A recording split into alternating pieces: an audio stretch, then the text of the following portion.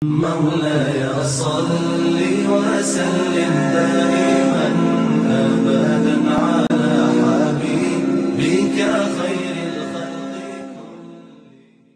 Hadirin rahimakumullah, sebagaimana yang telah kita ketahui barangkali semenjak kecil bahwa puasa itu tidak hanya sekedar menahan lapar, tidak hanya sekedar menahan haus, dan juga tidak hanya sekedar menahan, kalau bapak-bapak dan ibu-ibu itu menahan hubungan suami istri. Namun jauh lebih dari itu, puasa itu juga menahan diri dari penglihatan, menahan diri dari pendengaran, menahan diri dari ucapan, menahan diri dari gerakan tangan, menahan diri dari gerakan kaki kita, dari perbuatan-perbuatan yang kurang manfaat.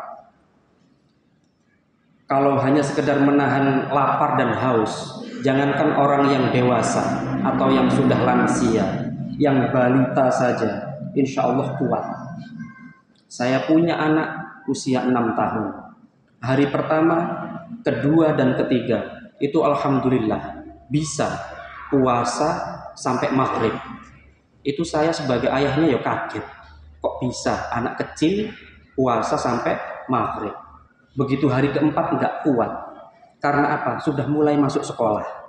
Hari pertama, kedua, dan ketiga kuat.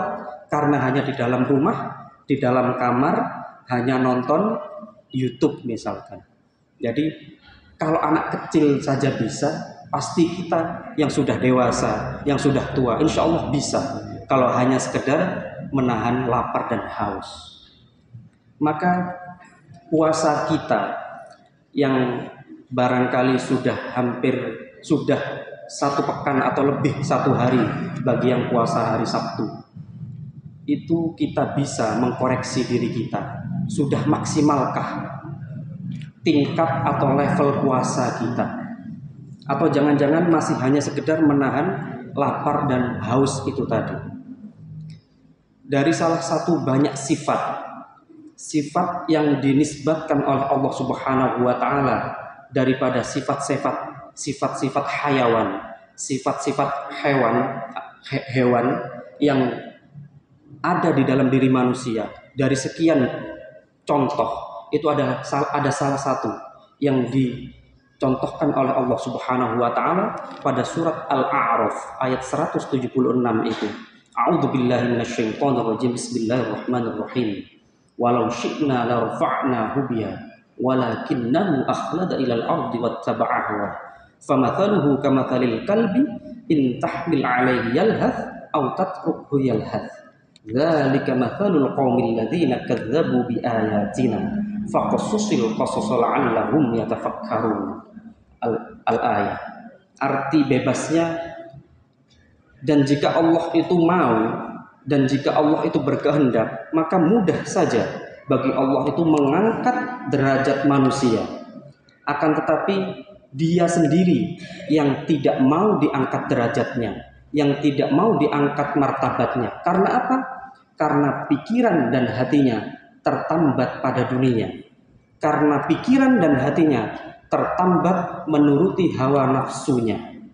Maka jika kita melihat dalam konteks kita dalam berpuasa, ini adalah menghindarkan diri, menekan daripada sifat kita, daripada sifat tamak, sifat serakah, sifat senang menumpuk-numpuk harta, sifat senang atau demen atau hobi yang dipikirkan adalah dunia, atau sifat atau karakter yang hanya menuruti hawa nafsunya. Konteksnya dalam berpuasa sangat mudah. Barangkali kita bisa melihat kebiasaan atau habit kita dalam berbuka puasa. Sudahkah kita mensederhanakan cara kita berbuka puasa? Kalau anak kecil biasa bilang ke ibunya, ke bundanya, "Bunda, aku ingin dibelikan gorengan, beli ini, beli itu, beli ini, beli itu." Bundanya menuruti. Tapi kalau kita yang sudah dewasa, Kita yang sudah lansia, kita yang sudah tua, rasanya sudah tidak seperti itu. Jika kita dalam berbuka puasa masih berlebih-lebihan, segala sesuatu yang ada seolah-olah ingin kita beli semua.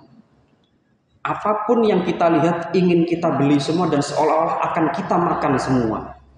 Nah, disinilah yang perlu kita koreksi di dalam diri kita. Barangkali di dalam diri kita masih terdapat sifat toma', sifat serakah, ingin segala sesuatunya kita miliki dan seolah-olah kita makan semua. Padahal jika kita mengkoreksi diri kita, kalau cukuplah kita makan gorengan itu 2 atau 3, itu sudah cukup. Dengan 1 cangkir atau 1 gelas minuman itu sudah cukup. Maka orang-orang yang tomak ini, orang-orang yang serakah ini dipermisalkan oleh Allah Subhanahu wa taala, famathaluhu kamathalil kalbi. Orang yang semacam ini dipermisalkan oleh Allah Subhanahu wa taala seperti hewan anjing. Famathaluhu kamathalil kalbi in tahmil 'alaihi yalhath. Jika engkau melihat hewan anjing itu, engkau halau, kalau bahasa Jawa itu didandangi, dicegat gitu, itu dia akan tetap menjulurkan lidahnya. Dan jika engkau membiarkan dia lewat, maka dia akan tetap menjulurkan lidahnya. Maka seperti inilah karakteristik daripada hewan anjing. Tidak pernah puas, tidak pernah merasa cukup atas rezeki yang diberikan oleh Allah Subhanahu wa taala. Ia selalu merasa kurang, seolah-olah apa yang telah diberikan oleh Allah Subhanahu wa taala itu selalu kurang dan tidak pernah merasa cukup. Namun ada juga guyonan dari jamaah itu. Loh, Ustadz, bukannya hewan anjing itu termasuk hewan yang paling setia? Di surat Al-Kahfi itu juga ditunjukkan bahwa hewan anjing itu menjaga Ashabul Kahfi beratus-ratus tahun. Bahkan ada juga kisah di Jepang itu, seekor anjing setia menunggu datangnya tuannya itu di stasiun kereta sampai berbulan-bulan. Nah, maka jika ada yang guyonan seperti ini, barangkali kalau ada bapak-bapak yang sedang bertengkar dengan ibunya, dengan istrinya maksudnya, kemudian bercanda, "Bu, percayalah sama aku ini adalah suami atau laki-laki yang setia." Maka ibunya juga bisa bilang, "Oh, berarti bapak ini atau sampean ini seperti ya itu, famathaluhu kamathalil kalbi." Jadi kalau guyonannya itu ya berarti sampean seperti hewan itu, karena hewan itu adalah karakternya termasuk hewan-hewan yang setia. Maka perlulah kita koreksi, kita evaluasi diri kita selama 1 pekan ini, hampir 10 hari ini. Sudahkah kita mensederhanakan berbuka puasa kita? Kulu washrabu wa la tusrifu. Sesungguhnya kita bebas makan apa saja, minum apa saja, selama tidak wala tusrifu, selama tidak berlebihan, tidak sampai mengenyangkan, sampai malas beribadah. Maka kita patutlah mengkoreksi diri kita dan keluarga kita. Sudahkah kita mensederhanakan apa yang menjadi menu berbuka kita? Dan juga ada barangkali yang protes, "Wah, ini bahaya Ustadz kalau seperti ini. Saya dagang ini, kalau Ustadz bicara gitu nanti dagangan saya nggak laku karena harus mensederhanakan." Lah, tidak masalah. Jenengan kalau punya rezeki lebih, jenengan borong dagangan tetangga panjenengan. Beli gorengan 50.000, 100.000, boleh. Silahkan, tapi bukan untuk dikonsumsi sendiri.